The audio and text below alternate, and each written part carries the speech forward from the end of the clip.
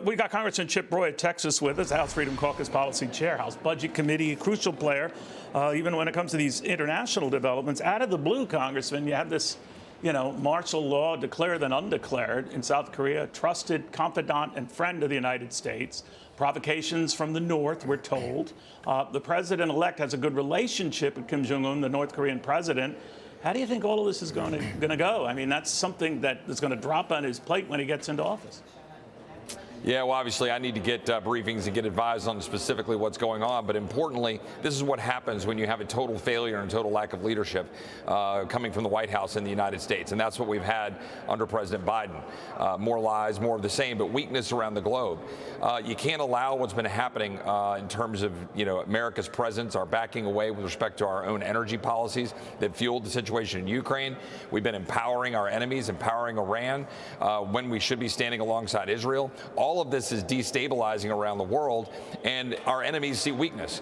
With President Trump, they're going to see strength. I hope that we can navigate the next month and a half safely as we continue to see hotspots around the globe so President Trump can get in with, frankly, the adults that we need in leadership positions to make sure that we have a more peaceful world.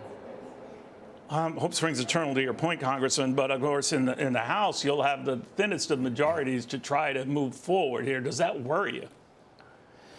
Well, yes, we're going to have a very thin majority in the House. There's no question. It looks like we're staring at about a 220 to 215 majority. And with Matt Gaetz not being present, it'll be 219 to 215. The Senate's 53-47. Now, what does that mean? That means we've got to do the work ahead of time.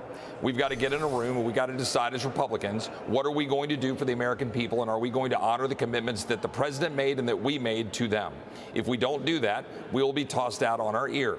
We must deliver with respect to the border. We have to. There is no question. We've got to secure it, and we do need to engage in the deportations that were promised on the campaign trail. But importantly, we've got to actually have fiscal sanity. When we talk about the problem with our economy and our economic woes and issues with the American people generally, in terms of affordability of goods and services and inflation, that's because it's being driven, as you know, Neil, by regulation that is absolutely devastating and spending here in Washington. And we've got to stop with the printing machine in Washington. And this is going to be the news that my fellow Republicans need to hear.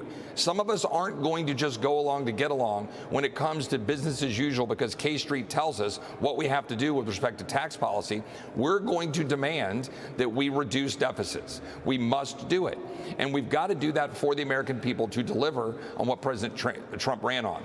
Elon, Vivek, all of his economists, his Treasury Secretary nominee, they all admit it. The spending is destroying the American economy. We've got to stop it, and that's going to be front and center for us in January. All right, we'll see how it works out. Always good talking to you. Chip Roy, Texas Congressman, key player for Republicans, and what will be the tiniest of majorities there.